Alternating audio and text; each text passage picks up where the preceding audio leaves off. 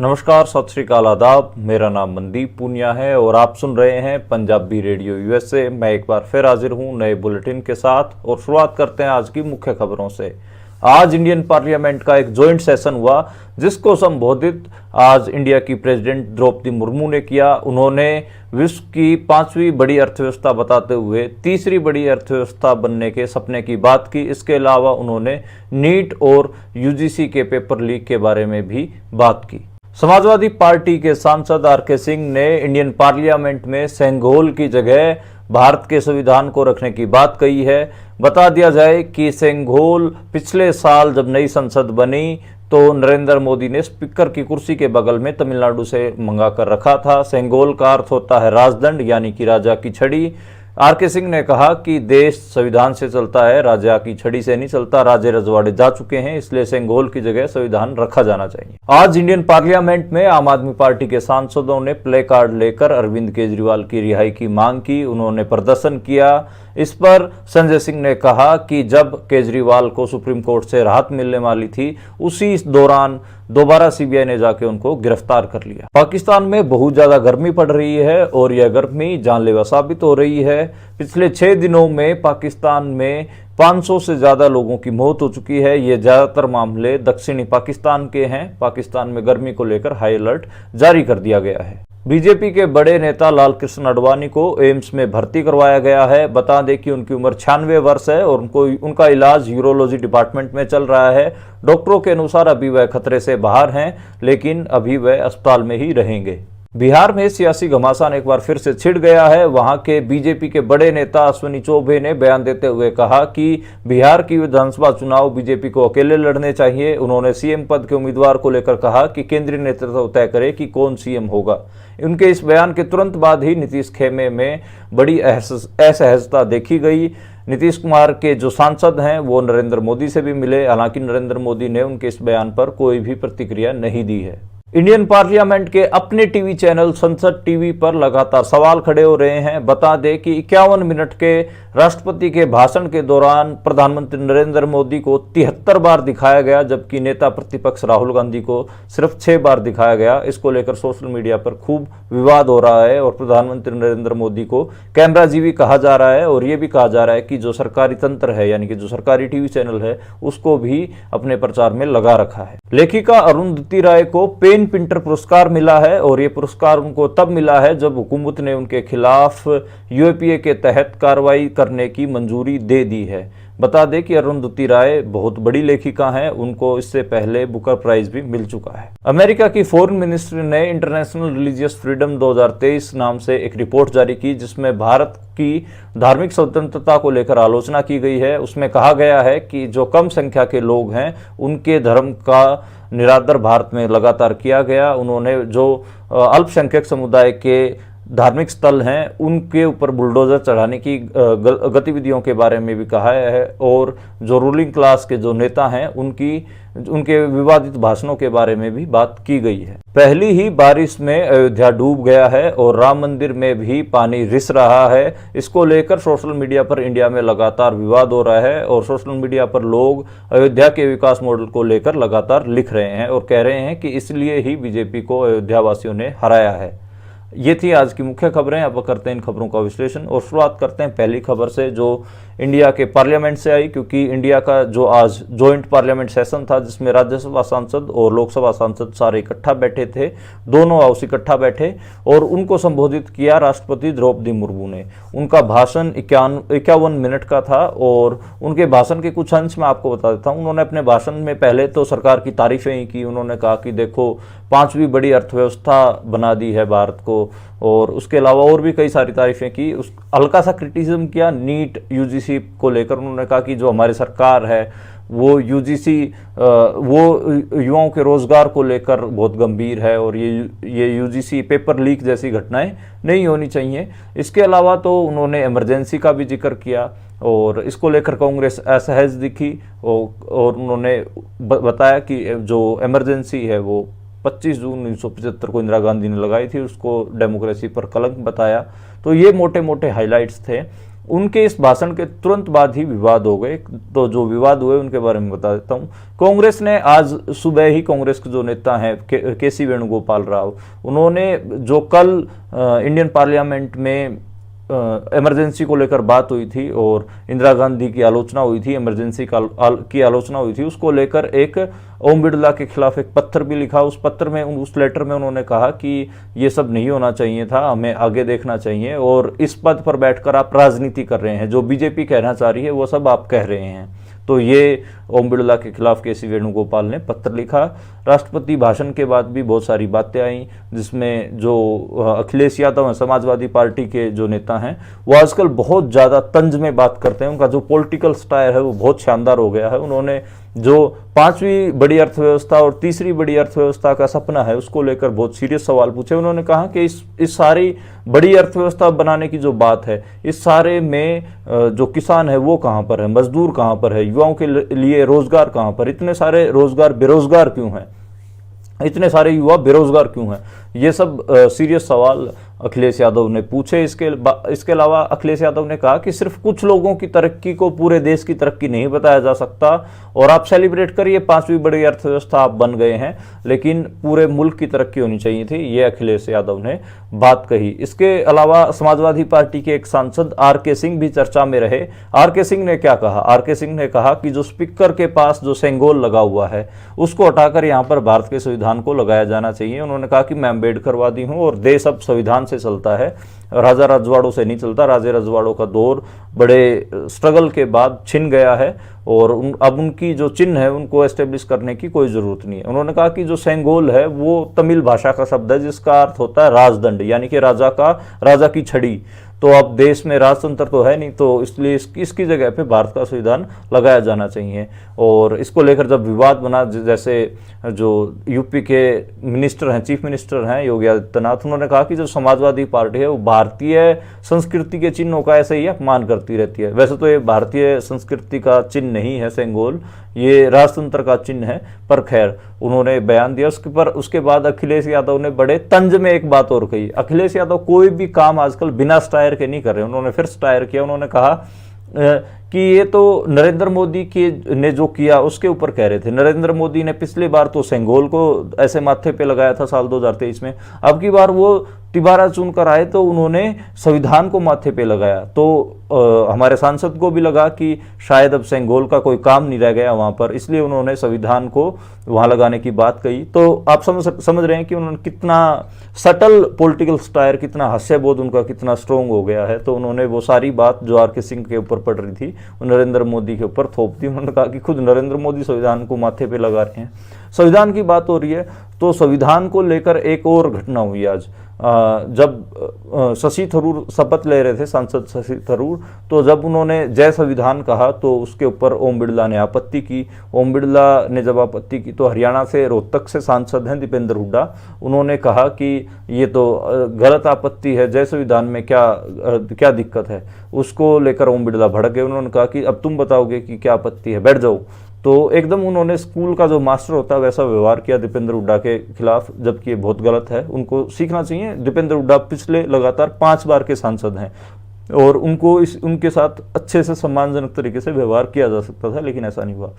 वैसे एक सवाल क्रिटिकल यहाँ एक और है, जितना इंडियन कॉन्स्टिट्यूशन को सेलिब्रेट किया जा रहा है और उसको एकदम से ऐसे गीता ही बना दिया जा रहा है, गीता कहिए या फिर आप कोई और धर्म ग्रंथ कहिए, या फिर उसको एकदम सेक्रेड बना दिया जा रहा है, इसको लेकर बहुत सारे सवाल हो रहे हैं। इसी संविधान में कई ऐसी चीज़ें हैं जिनको लेकर भारत की अलग अलग जो एथनिक आइडेंटिटीज़ हैं, अलग अलग ग्रुप्स हैं, वो कई बार सवाल उठाते रहे हैं, इसमें बदलाव की मांग करते रहे हैं और समय समय पे संविधान में कई संशोधन भी हुए हैं। तो ऐसे इसको सेक्रेड बिल्कुल बना देना ये मेरे को लगता है कि ठीक नहीं है। हाँ, कि ये एक ऐसी पुस्तक तो है जिसके हिसाब से जो भारत का लोकतंत्र है वो चल रहा है और भारत के लोगों के एक हिसाब से एक सभी की सामूहिक उस पर वो है, लेकिन बहुत सारी विरोध की आवाज़ें भी हैं जो इनके खिलाफ उठती रहती हैं। तो मेरे को लगता है कि एकदम सेक्रेड ही बना देना ये ठीक नहीं है। उससे हम अगली खबर की बात करें तो कहीं ना कहीं वो संसद भवन से या इंडियन पार्लियामेंट से ये आम आदमी पार्टी के जो सांसद हैं उनका एक प्रदर्शन था। आम आदमी पार्टी के सांसदों ने आज इंडियन पार्लियामेंट में प्ले कार्ड लेकर, जिन पे लिखा हुआ था कि केजरीवाल को रिहा करो और जो केंद्रीय एजेंसियां हैं उनका दुरुपयोग बंद करो, इस किस्म के पीले रंग के प्ले कार्ड ले रखे थे। उसमें गुरमीत मीत हेयर भी दिखे और पंजाब से, और संजय सिंह भी खड़े थे, और भी कई आम आदमी पार्टी के, इवन मालविंदर कंग भी खड़े थे। तो वो उन्होंने प्रदर्शन किया और प्रदर्शन के बाद वो अंदर जाके बैठे और उसमें संजय सिंह ने मीडिया को बयान दिया। बयान देते हुए कहा कि जब अरविंद केजरीवाल को सुप्रीम कोर्ट से राहत मिलने वाली थी, उसी रात को जाकर सीबीआई ने उनको दोबारा गिरफ्तार कर लिया। तो ये दिखाता है कि ये कैसे न कैसे करके उस आदमी को बाहर नहीं निकलने देना चाहते। तो इसको लेकर जो संजय सिंह है, उन्होंने कई सारे सीरियस सवाल खड़े किए और उन्होंने प्रदर्शन किया। अब हम बात करते हैं अगली खबर की। अगली खबर पाकिस्तान से आई। पाकिस्तान में बहुत ज़्यादा गर्मी पड़ रही है, भारत में भी पड़ रही है, लेकिन पाकिस्तान का जो दक्षिणी हिस्सा है, साउथ पाकिस्तान है, वहाँ पे बहुत ज़्यादा गर्मी पड़ रही है। पिछले 6 दिनों में ही वहाँ पर 500 से ज़्यादा लोगों की मौतें गर्मी के कारण हुई हैं। हालांकि वहाँ पर गर्मी को लेकर हाई अलर्ट जारी किया गया है और इंडिया में भी बहुत ज़्यादा गर्मी पड़ रही है। तो ये गर्मी, अभी मॉनसून की शुरुआत होने वाली है, फिर भी इतनी ज़्यादा क्यों महसूस हो रही है? उसका रीज़न ये है कि जैसे मान लो 40 डिग्री टेम्परेचर है तो वो 48 डिग्री फील हो रहा है। उसका एक रीज़न तो ह्यूमिडिटी भी है। एयर में बहुत ज़्यादा ह्यूमिडिटी होने के कारण इतनी ज़्यादा गर्मी फील हो रही है और ये मौतें हमें देखने को पाकिस्तान में मिली हैं। भारत में भी बहुत ज़्यादा मौतें हैं और इसी गर्मी के कारण जो हज यात्रा करने गए थे उनकी भी बहुत सारे लोगों की मौतें हुई हैं। ये हम अपने बुलेटिन में पहले भी जिक्र कर चुके हैं। उससे अगली हम अगर खबर की बात करें तो लाल कृष्ण आडवाणी की खबर आई।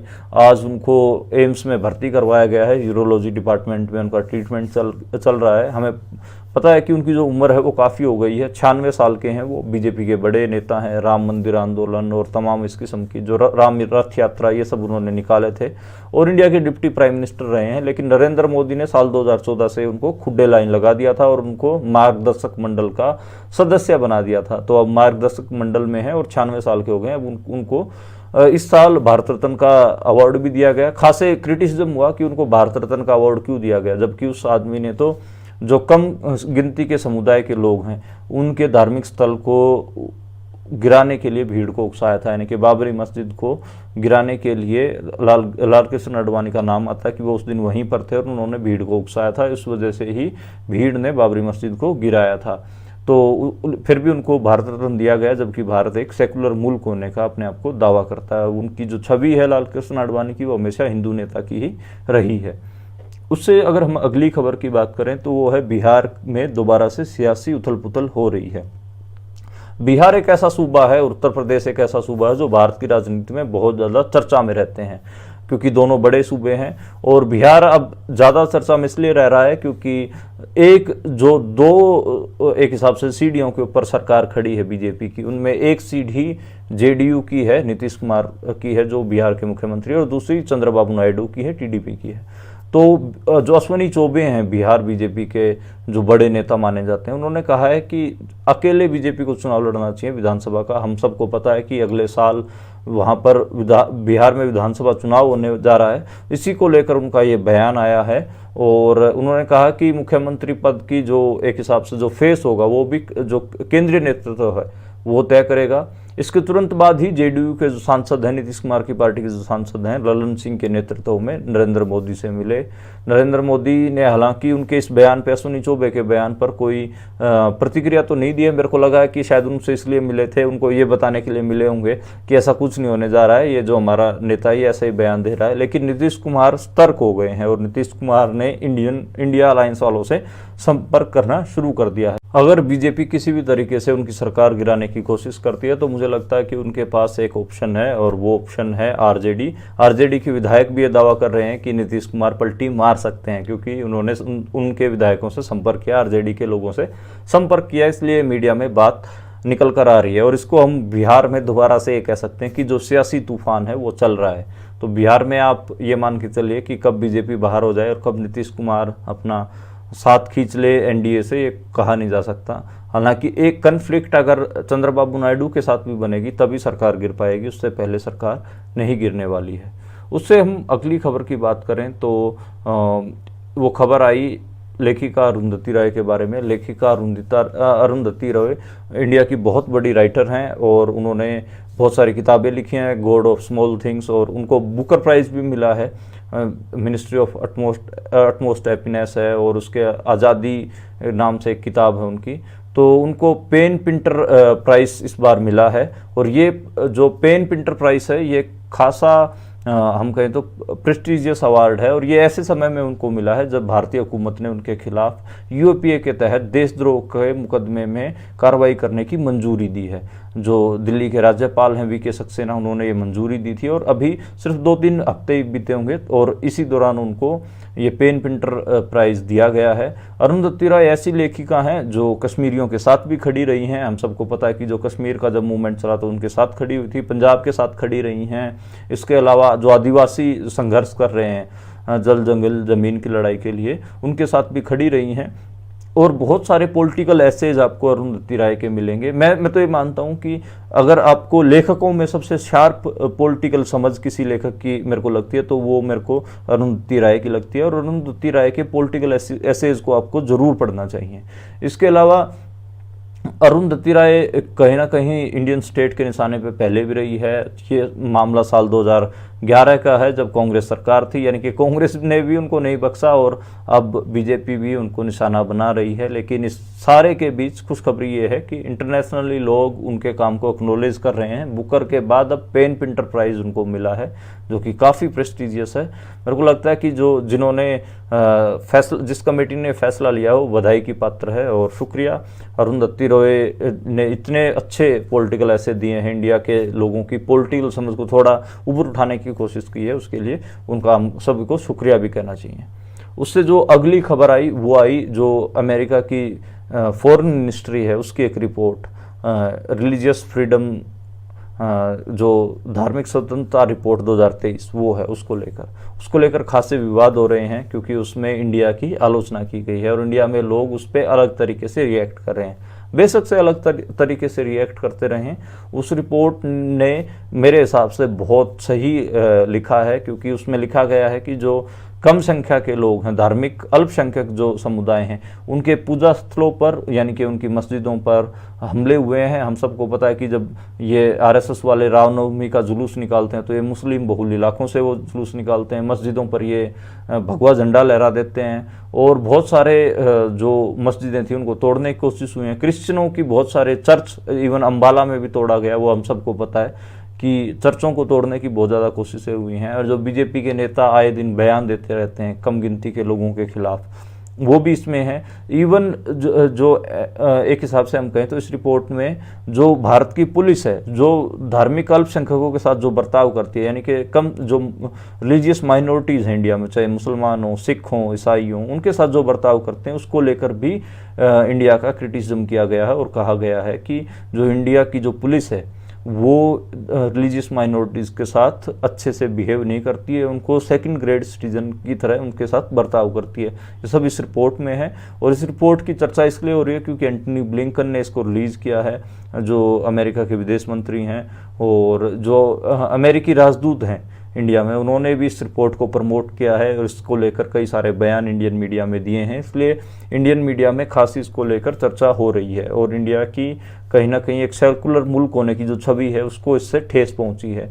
और जो एक ये हिंदू राष्ट्र का एक पूरा सिगुफा फैला रही है बीजेपी, कहीं ना कहीं उसमें भी एक पंचर हम कह सकते हैं कि इस रिपोर्ट ने भी किया है, उसमें पंचर करने का काम। उससे हम अगली खबर की बात करें तो वो अयोध्या से आई।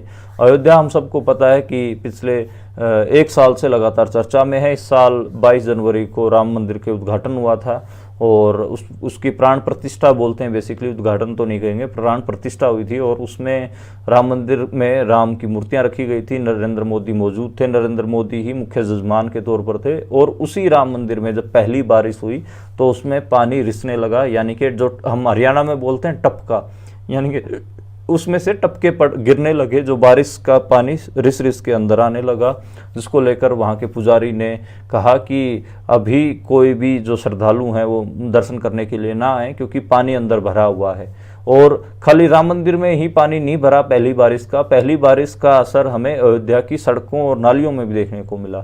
सारी सड़कें, सारी नालियां, सब कुछ पानी से भर गया। एक हिसाब से ऐसा हो गया कि जैसे बाढ़ वहां पर आ गई हो। इसको लेकर सोशल मीडिया पे बहुत सारी तस्वीरें इंडिया में वायरल हो रही हैं। लोग लिख रहे हैं, जो विरोधी हैं वो ये लिख रहे हैं कि जो बीजेपी के हारने का कारण अयोध्या में इस किस्म का विकास मॉडल है, जिसमें उस पूरे शहर को तबाह कर दिया गया, उसकी जो कल्चरल हेरिटेज थी उसको तोड़कर नए किस्म से डेवलप करने की कोशिश की गई। और उसी का ही परिणाम है कि ये शहर आज मानसून की पहली बारिश भी नहीं झेल पाया और उसकी ये दुर्गति हो गई है। और इसी वजह से जो बीजेपी के कैंडिडेट थे लल्लू सिंह, उसको लोगों ने हराया है और समाजवादी पार्टी वहाँ से जीती है। इस किस्म की बातें लगातार सोशल मीडिया पे तैर रही हैं। तो ये आज की मोटी मोटी राजनीतिक खबरें थी जो भारत की राजनीति में लगातार चल रही थी। मैंने इंडियन पार्लियामेंट के बारे में बताया कि आज जॉइंट सेशन था और उसमें ये भी बताया गया कि एक खबर रह गई, मैं आखिरी में उसको ख़त्म कर देता हूँ। संसद टीवी को लेकर भी विवाद हो रहे हैं। कहा जा रहा है कि जब प्रेसिडेंट का भाषण चल रहा था उस दौरान जो नरेंद्र मोदी है उनको तो 73 बार दिखाया गया और राहुल गांधी को सिर्फ 6 बार दिखाया गया, जबकि उन्हें लीडर ऑफ अपोजिशन है। इसको लेकर काफ़ी विवाद हो रहा है। लोग लिख रहे हैं कि देखो नरेंद्र मोदी कैमरा जीवी हैं और उन्होंने जो सरकारी तंत्र के, चाहे उनका मीडिया क्यों ना हो, उसको भी अपने काबू में कर रखा है और वो उनको ही दिखाते रहते हैं, जबकि भाषण राष्ट्रपति दे रही थी। तो ऐसे में बहुत सारी आलोचना संसद टीवी की भी हो रही है। तो ये मोटा मोटा आज के भारत के राजनीतिक स्फीयर में बातचीत हुई।